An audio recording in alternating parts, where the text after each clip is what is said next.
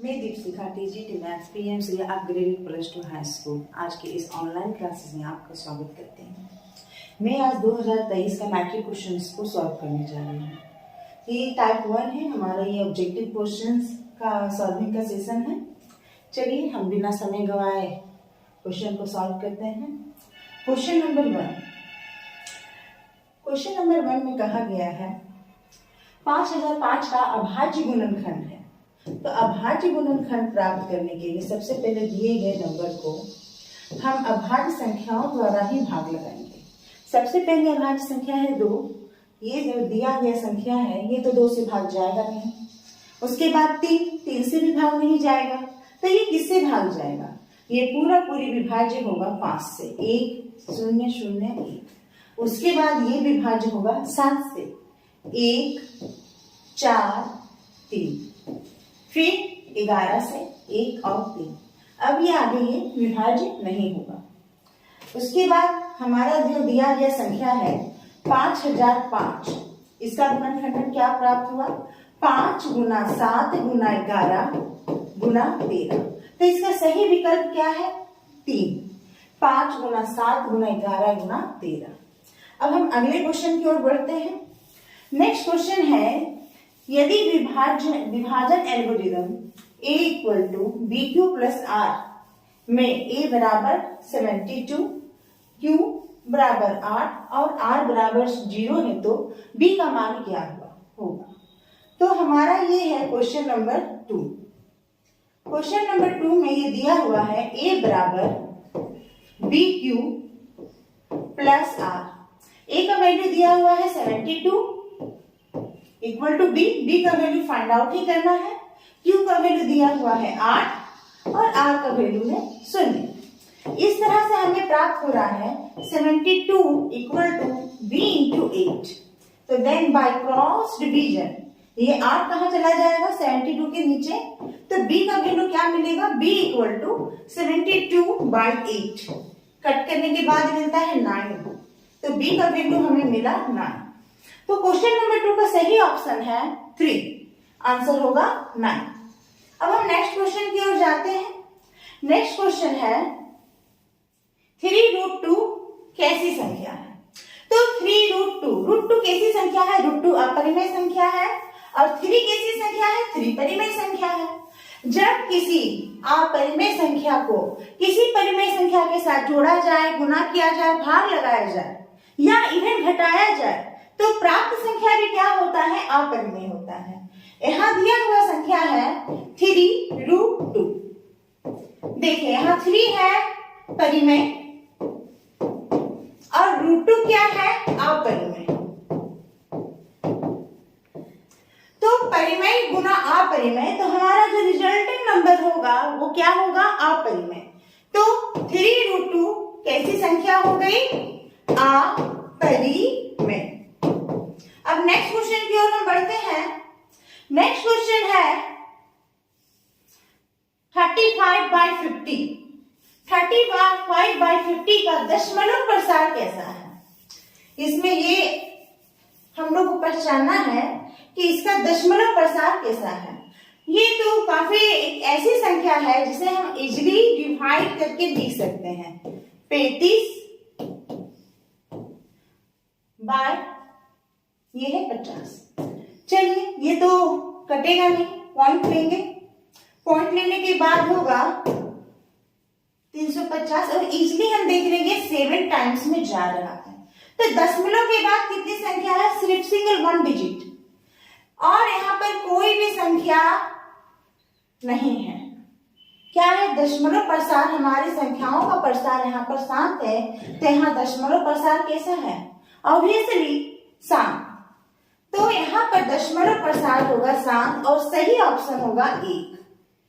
Question number 4 का सही option है 1। आंसर है 7। अब हम जाते हैं नेक्स्ट क्वेश्चन की ओर। नेक्स्ट क्वेश्चन है y = px का ग्राफ दिया है। बहुपद px का शून्यकों की संख्या क्या है? तो बता दें, सबसे पहले हम देख रहे हैं शून्यकों की संख्या क्या होगी। जितने बार हमें x का वैल्यू 0 मिलेगा, मतलब हमारा जो दिया गया बहुपद है px, इसका वैल्यू ग्राफ कुछ इस तरह से दिया गया है। यहाँ पर हमारा px का वैल्यू क्या है, 0 है इस जगह, और इस जगह में ये x एक्सिस को टच कर रहा है, यहाँ भी मेरा px का वैल्यू 0 है। दो बार इस ग्राफ में px का वैल्यू 0 पर मिल रहा है, और ये कौन सा अक्ष है, ये x अक्ष है। तो दो बार जब हमें px का वैल्यू 0 मिल रहा है तो यहाँ शून्यकों की संख्या कितनी हुई, 1 और 2। तो शून्यकों की संख्या होगी 2, इसका सही ऑप्शन है 3 और सही आंसर है 2। अब हम लोग नेक्स्ट क्वेश्चन की ओर बढ़ते हैं। क्वेश्चन नंबर 6, बहुपद x² - 15 का शून्यक क्या है। शून्यक होता है x का वह मान जिसके लिए px का वैल्यू कितना हो जाए, 0 हो जाए। तो हमें x का वो वैल्यू निकालना है जिसके लिए px का वैल्यू 0 मिले। तो इसके लिए हम लोग क्या करते हैं, इसके लिए हम लोग करते हैं px को ही हम लोग 0 से इक्वेट करते हैं। यहाँ px का वैल्यू दिया हुआ है x² - 15, तो इसको किससे 0 करेंगे, किसको 0 करेंगे, px को हम लोग 0 करेंगे और ये देखेंगे कि x का क्या वैल्यू निकलता है, x² - 15 = 0। That means x² = 15। यहाँ स्क्वायर है, यहाँ स्क्वायर नहीं है, यहाँ का स्क्वायर हटेगा तो इसके ऊपर क्या लगेगा, स्क्वायर रूट।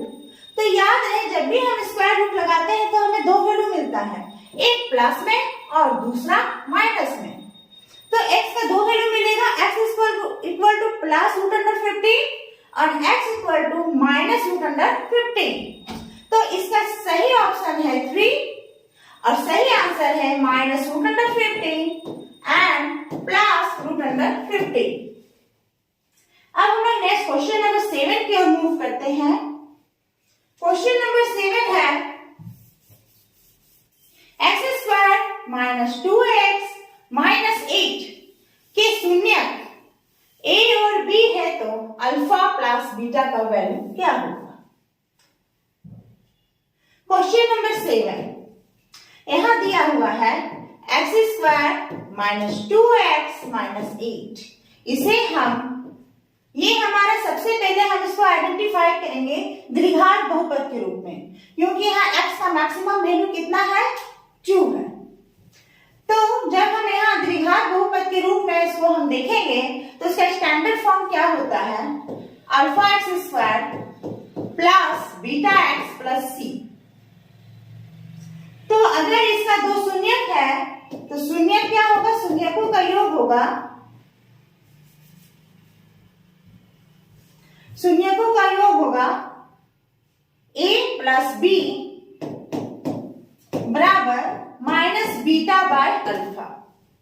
अगर शून्यक अल्फा बीटा होता तो डेफिनेटली हम यहाँ पर अल्फा बीटा की जगह abc देते, पर यहाँ शून्यक को ही अगर ab से रिप्रेजेंट किया गया है तो ab की जगह हम क्या लेंगे, अल्फा और बीटा। तो शून्यकों का योग होता है -β/अल्फा, माइनस का माइनस, बीटा इक्वल टू क्या है, -2, अल्फा की जगह क्या है, 1, माइनस इंटू माइनस प्लस, और क्या मिला, 2। तो शून्यकों का योग हो गया 2 और इसका सही ऑप्शन हो गया 3 और आंसर है इसका सही 2। नेक्स्ट क्वेश्चन की ओर मूव करते हैं। नेक्स्ट क्वेश्चन है हमारा 8। जब दो चर वाले रैखिक समीकरणों का आलेख प्रतिच्छेदी रेखाएं हैं तब उनके हल होंगे। जब दो रेखा, यहाँ जो हमारा जो कैटेगरी है रेखा का, जो दो रेखा है वो क्या है, प्रतिच्छेदी है। दैट मीन्स ये दोनों रेखा एक दूसरे को कट कर रहे हैं किसी एक बिंदु पर। जब यहाँ किसी एक बिंदु पे ये कट कर रहे हैं तो उस पॉइंट पर जो भी हमारा वैल्यू आएगा वो हमारा लाइन 1 को भी सेटिस्फाइड करेगा और हमारा लाइन 2 मतलब रेखा 1 को भी वो सेटिस्फाइड कर रहा है और रेखा 2 को भी वो सेटिस्फाइड करेगा। तो सिर्फ एक ही बिंदु पर वो क्या हो रहा है, प्रतिच्छेद कर रहा है और ये एक ही बिंदु ये दोनों लाइन पर लाइज कर रहा है। इसका मतलब उसका केवल कितना हल होगा, सिर्फ एक हल होगा। जब रेखाएं प्रतिच्छेदी हो तो केवल एक हल या अद्वितीय हल प्राप्त होते हैं। तो इसका सही ऑप्शन है 1 और सही आंसर है 1। अब हम नेक्स्ट क्वेश्चन नंबर 9 की ओर मूव कर रहे हैं। क्वेश्चन नंबर है समीकरण निकाय a1x plus b1y plus c1 equal to 0 तथा a2x plus b2y plus c2 equal to 0 का अनंत हल होंगे। दो रेखाओं का हल अनंत तब होता है जब वे रेखाएं समपाती हो, दैट मीन्स वे दोनों रेखाएं ओवरलैपिंग हो। अगर ये पहली रेखा है तो दूसरा समीकरण से जो प्राप्त रेखा होगा ये इसी रेखा के ऊपर क्या होगा, ओवरलैप करेगा। तो इसके सारे बिंदु एक दूसरे के कॉमन है, तब ये जो रेखाएं हैं वो अनंत बिंदुओं से बना हुआ है। इसका दूसरा अर्थ ये है कि अनंत बिंदुओं पर एक दूसरे के समीकरण को सेटिस्फाइड कर रहे हैं। तो ये तभी संभव है जब a1 by a2 equal to b1 by b2 equal to c1 by c2। अगर ये कंडीशन आ रहा है तो रेखाएं होती हैं समपाती और इनके अनेक हल प्राप्त होते हैं। तो इसका सही ऑप्शन है 3 और सही आंसर है a1 by a2 equal to b1 by b2 equal to c1 by c2। अब नेक्स्ट क्वेश्चन नंबर हम 10 की ओर मूव कर रहे हैं। क्वेश्चन नंबर 10 है रैखिक समीकरण युग्म 2x plus y equal to 5 और 3x plus 2y equal to 8 का हल है। तो इन जनरल अगर ऐसा कोई भी सॉल्यूशन हम लोग को फाइंड आउट करना रहता है तो हम लोग विलोपन विधि का इस्तेमाल करते हैं। हम लोग यहाँ वही करेंगे। हमारा क्वेश्चन नंबर है 10। पहला है समीकरण 2x plus y equal to 5। Second है 3x plus 2y equal to 8। समीकरण नंबर 1। समीकरण नंबर 2, एक दूसरे के कोफिशिएंट जो हमारा चर है उसके एक दूसरे के कोफिशिएंट से हम लोग मल्टीप्लाई करते हैं। कैसे करते हैं, हम यहाँ पर लेंगे y पर, यहाँ पर सेकेंड नंबर इक्वेशन में y का कोफिशिएंट 2 है, y का गुणांक 2 है, तो समीकरण 1 को 2 से गुणा करेंगे और समीकरण 2 को यहाँ पर 1 है तो 1 से गुणा करेंगे। उसके बाद फिर से इसको लिखेंगे, क्या हो जाएगा 4x plus 2y equal to 10। नीचे हो जाएगा 3x plus 2y equal to 8। अब हम क्या करेंगे, घटाएंगे। घटाने से क्या होगा, ये जो हमारा अपोजिट साइन के कारण कैंसिल हो जाएगा, क्या y, तो सिर्फ क्या बचेगा, x बचेगा। तो घटाने पर ये y का टर्म कैंसिल, ये क्या होगा 4x माइनस 3y x, और यहाँ कितना बचेगा 2, तो x का वैल्यू मिला 2। अब इसे हम कहाँ रखेंगे, समीकरण 1 में। अब x का वैल्यू हम लोग रखेंगे समीकरण 1 में, 2 का 2, x का value 2 plus y equal 4 plus y equal to 5। तो y का वैल्यू कितना मिला, 5 माइनस 4, इस 4 को इधर लेंगे, साइन चेंज हो गया, 5 माइनस 4 दैट मीन्स 1। तो y का वैल्यू कितना मिला, 1। तो इसका सही आंसर है x equal to 2, y equal to 1, और इसका सही ऑप्शन है 3, जहां सही आंसर है x equal to 2, y equal to